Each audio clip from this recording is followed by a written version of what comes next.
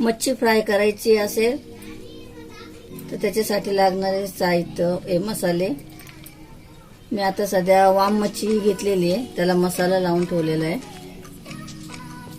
कुठल्याही मच्छीला फ्राय करायचं असेल तर त्याला लागणारे वस्तू आहे. हा आमचा घरचाच मसाला आहे, घाटी मसाला. हे कलरसाठी कश्मीरी लाल मिरची पावडर, धना पावडर आणि हळद आणि त्याच्या अर्धा लिंबू. तर मच्छीला हे सगळं लावून घ्यायचं, पातेलं लावून मॅरिनेट करून ठेवायचं 5-10 मिनटं.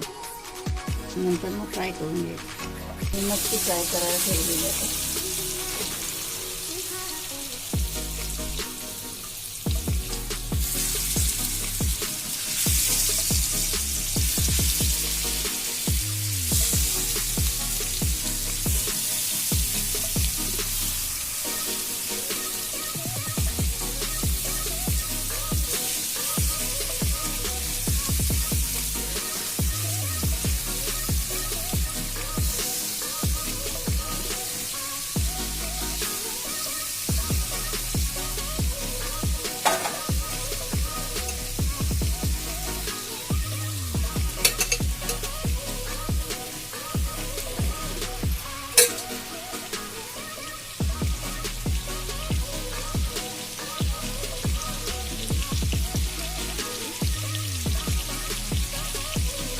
आता ही मच्छी फ्राय करायला ठेवलेली आहे.